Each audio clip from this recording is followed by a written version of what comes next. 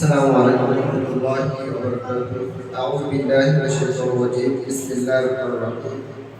ومن أحسن قولا ممن دعا إلى الله وعمل صالحا وقال إنني من المسلمين. صدق الله العظيم. ভগবতী পাঠশালা কর্তৃক আয়োজিত আজকে এই উৎসব উপস্থিত ভগবতী পাঠশালার সম্মানিত পরিচালক উপস্থিত মেহমানবৃন্দ এবং উপস্থিত আমার মতো যারা ভগবতী থেকে কিংবা ভগবতী পাঠশালা থেকে উপকৃত সদস্যবৃন্দ আছেন সকলকে আমার অন্তরস্থল থেকে আবার সালাম। আসসালামু আলাইকুম ওয়া রাহমাতুল্লাহি ওয়া বারাকাতুহু। আল্লাহ তাআলা পবিত্র কোরআনে বললেন, ওয়ামান আহসানু কাওলান মিম্মান দাআ ইলা আল্লাহি ওয়া আমিলা সালিহান ওয়া ক্বালা ইন্নানি মিনাল মুসলিমিন। তার কথা উত্তম হতে পারে যারা আল্লাহর দিকে ডাকে। আল্লাহর দিকে ডাকার অন্যতম একটা হচ্ছে আল্লাহ সুবহানাহু ওয়া তাআলা বললেন, আল্লাযী খালাকাল মাউতা ওয়াল হায়াতা লিয়াবলুয়াকুম আইয়ুকুম আহসানু আমালা। মানুষের জন্ম এবং মৃত্যু সৃষ্টি করা হয়েছে আহসানু আমালা। আহসান ইসমে তাবদীলের সিগা সুপারলেটিভ ডিগ্রি ব্যবহার করে বললে কার চেয়ে সুন্দর আমল করতে পারে। সুন্দর আমলগুলোর একটা অন্যতম উদাহরণ এক্সাম্পল হচ্ছে আল্লাহ তাআলা সূরা বাকারার মধ্যে বললেন, ওয়াকুলু লিন-নাসি হুসনা।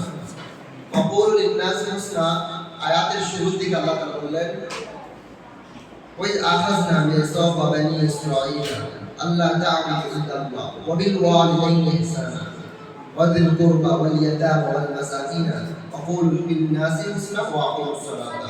অর্থাৎ আল্লাহ তাআলা মানুষদেরকে যে সকল ওয়াদা নিয়েছেন বনি ইসরাঈলদের থেকে তার মধ্যে অন্যতম একটা ওয়াদা হচ্ছে ওয়াকুলু লিন-নাসি হুসনা, সুন্দর কথা বলা। তার সুন্দর কথা বলতে হলে, সুন্দর কালচারকে লালন করতে হলে তার প্রশিক্ষণ প্রয়োজন। আমি মনে করি ওয়াকুলু লিন-নাসি হুসনা সুন্দর কথাগুলোর মধ্যে অন্যতম একটা হচ্ছে ইসলামী সঙ্গীত কিংবা ভালো কবিতা আবৃত্তি, সুন্দর কালচারগুলোকে আমাদের হৃদয়ঙ্গম করা, মানুষের সামনে প্রেজেন্ট করা, এটাই হচ্ছে ওয়াকুলু লিন-নাসি হুসনা, সুন্দর কথাবার্তার মধ্যে অন্তর্ভুক্ত। প্রিয় সুধী, আমি এটি গতকাল একটা প্রোগ্রাম সেভাবে বললাম যে ছোটবেলা থেকে আমি যখন ভগবতী বড়দের প্রোগ্রাম দেখতাম তখন আমার মনে থাকতো যে কখন আমি এসএসসি পরীক্ষা দেবো আর কখন আমি ভগবতী সমাজ কল্যাণ সোসাইটি ওটা আমি সদস্য হব। ভগবতী সমাজ কল্যাণ সোসাইটির অন্যতম কিংবা আমরা বলি যে ওয়াকুলু লিন-নাসি হুসনা, মানুষকে সুন্দর ভাষা শিক্ষা দেওয়ার অন্যতম একটি প্রতিষ্ঠা কিংবা কারিগর বলা যায় ভগবতী পাঠশালা।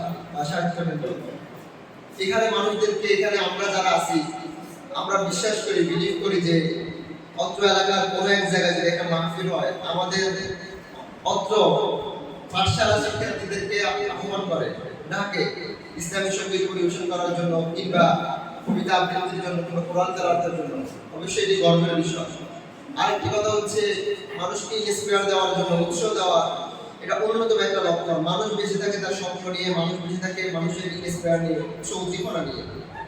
আমি বিশ্বাস করি ভগবতী পাঠশালা কিংবা কিছু মানুষ আছেন যারা ওয়াকুলু লিন-নাসি হুসনা, মানুষকে সুন্দর ভাষা শিক্ষা দেওয়ার জন্য নিজের জীবন, নিজের কেরিয়ার ব্যয় করে। আমি মনে করি তাদের মধ্যে শরীফ মাহমুদ ভাইয়া এবং হোসেন কাকা, এরপর আরো যারা আছে তারা সবাই তাদের নিরলস প্রচেষ্টা করে অব্যাহত করে। তার ফলস্বরূপ দেখা গেছে আমরা যারা ছাত্র আছি আমরা ওখান থেকে ইন্সপায়ার পেয়ে আমরা স্বপ্ন দেখি আমাদেরকে বড় কিছু হতে হবে। আমরা স্বপ্ন দেখি আমরা এলাকার মানুষের কাজ করতে হবে। আমরা স্বপ্ন দেখি আমাদেরকে যারা ওয়াকুলু লিন-নাসি হুসনা, সুন্দর ভাষা, সুন্দর কথা বলা, আহসানু আমালা, সুন্দর কাজ করার ইন্সপায়ার দেয়, তাদের মতো আমরা যাতে হতে পারি। আমি সবসময় তাদের থেকে দোয়া কামনা করি। আর আমার যারা নবীন আছে তাদের প্রতি আমি আহ্বান করবো যে আমরা বড়রা যখন কোনো প্রোগ্রামে ডাকবে কিংবা আহ্বান করে আমরা অবশ্যই সাড়া দেব। এই প্রোগ্রামগুলো, এই কবিতা আবৃত্তি ক্লাসগুলো আমাদের কল্যাণের জন্য, ব্যক্তির স্বার্থে নয়, কোনো প্রতিষ্ঠানের স্বার্থে নয়, এই এলাকার স্বার্থে, এই সমাজের স্বার্থে, আমার ব্যক্তির স্বার্থে এই প্রোগ্রামগুলো আয়োজন করা হয়। আর আমি কথা বলবো না, একটা কথা আছে, লাইন শাকারতুম লা আযীযান্নাকুম ওয়া লাইন কাফারতুম ইন্না আযাবি লাশাদীদ। যারা কৃতজ্ঞতা প্রকাশ করে না আল্লাহ তাদের কৃতজ্ঞতা উঠায় নেয়।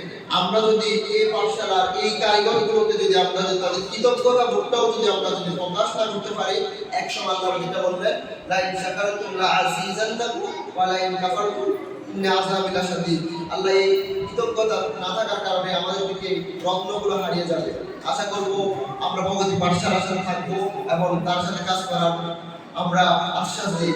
আর আমি যেখানে থাকি না কেন, আমি আগে বলেছি আমাদের মন প্রাণ এই পাঠশালা, এই সমাজ, এই বড় ভাইদেরকে নিয়ে আল্লাহ তাআলা যাতে আমাকে সহ আমাদের সকলকে কবুল করে, এই প্রত্যাশা করে আমার সংক্ষিপ্ত কথা শেষ করতেছি। ওমা তাওফিক ইল্লা বিল্লাহ। আসসালামু আলাইকুম ওয়া রাহমাতুল্লাহ।